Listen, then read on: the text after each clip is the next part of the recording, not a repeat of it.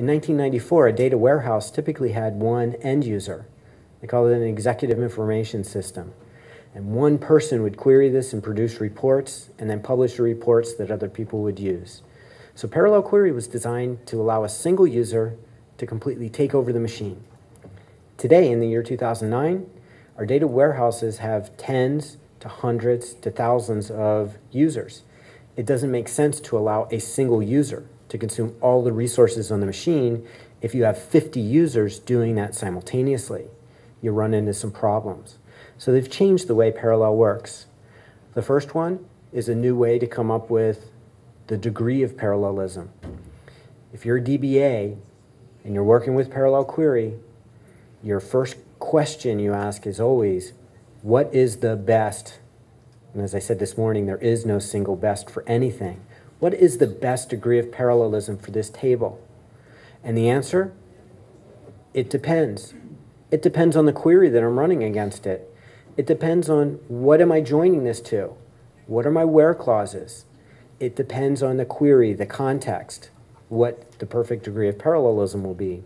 And that's what this new algorithm takes into account. So the way a parallel query will be parsed in 11G Release 2 is the statement comes in, and the first thing we're going to do is develop a serial sequential query plan. No parallel query initially. And once we've done that, we're able to estimate approximately how long that query will take. If that query will run faster than fast enough, we're going to execute it in serial. And the DBA tells us how fast enough is. They set a parameter that tells us any query that runs faster than this, don't use parallel query, just use a serial query. That was the first change. The second one is, if it's going to run longer than that threshold, we are going to generate a parallel query. And when we generate that parallel query, the degree of parallelism we'll assign to the individual segments will change depending on the query itself. Join 5 partition tables together, we might use the number of partitions as the degree of parallelism, if that makes sense. Query one of those tables separately by itself, we might use 4 times the number of partitions in order to full scan that table. The degree of parallelism will be based on the question, the query, in addition to the resources on the machine. And then we'll execute that query using that degree of parallelism. So rather than the DBA saying, this table should be parallel 32, and this one should be parallel 16, we would encourage them just to say parallel, parallel, and then let us figure out if degree 1 is the right way to go, serial query, or what the right degree of parallelism is based on the query itself. The next one is parallel statement queuing. Many of us have been on machines that are so overloaded you can't even type ls and hit the enter key. The terminal won't respond because there's too much going on. If you have a 16 CPU machine and you let 4 people run parallel 32 queries, what's going to happen to that machine? It's going to freeze up because you're trying to do 128 things on a machine capable of doing 16 things at a time. What we'd rather do is release to the system a little bit of work, let it do it, and then a little bit more work and let it do it, and so on. That's what's happening with parallel statement queuing. Instead of just flooding all requests concurrently, we put them in a queue, and based on the resources available in the system, we'll pull them off the queue and execute them 1 at a time, or 2 at a time.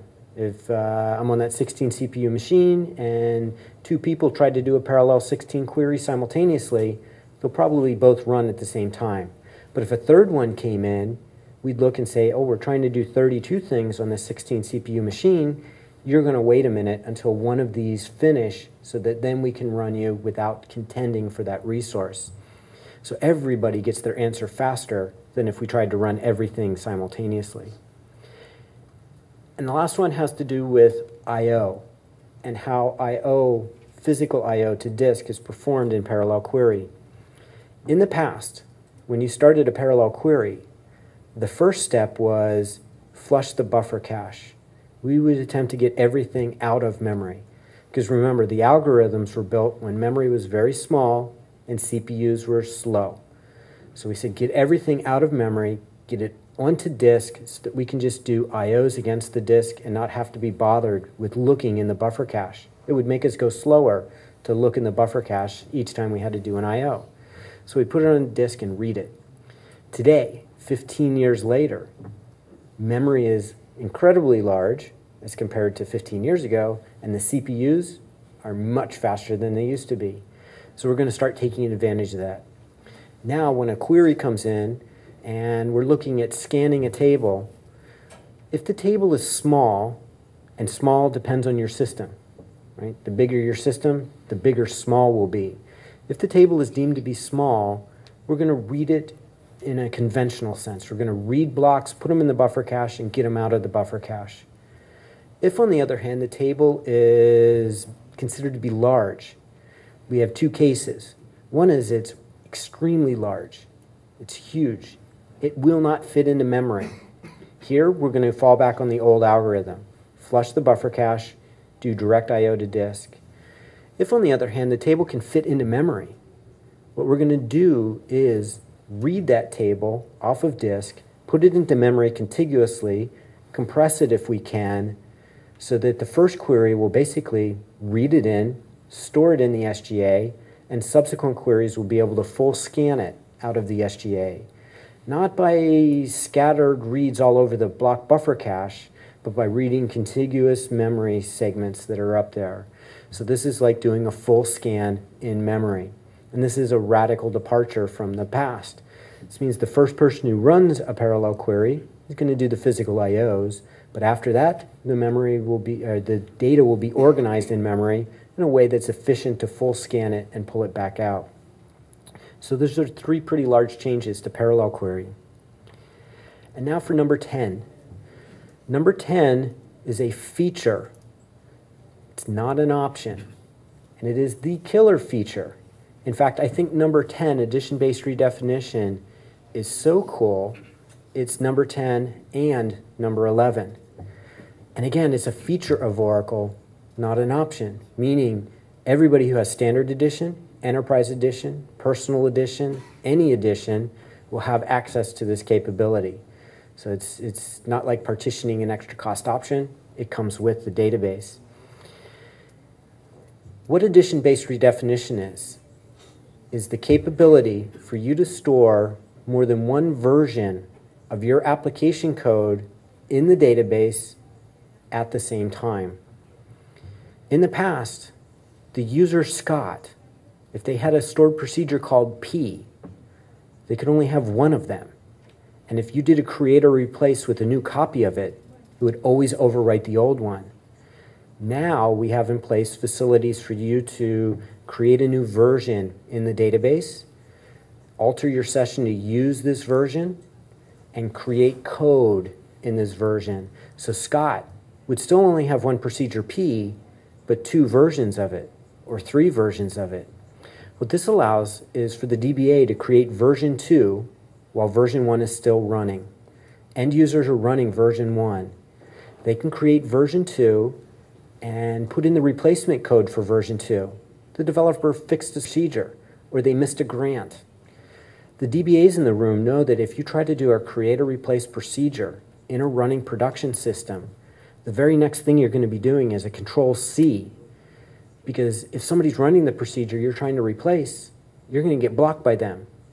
And anybody else who tries to run that procedure will get blocked by you. And all of a sudden the database grinds to a painful halt. So you don't upgrade code in production. You kick people out, schedule a maintenance window, and do the upgrade then. This allows you to put in place all of those changes without having to schedule a maintenance window. I think the best way to get a feeling for this is to see a really quick example. In this example, I'm going to do two things. One, I'm going to fix a stored procedure that I found a bug in. So version 1 is deployed and people are running it, but I found a bug in a procedure and I need to fix it. And number 2, when we installed version 1, we forgot to grant execute on part of the code to an individual, a role or an individual.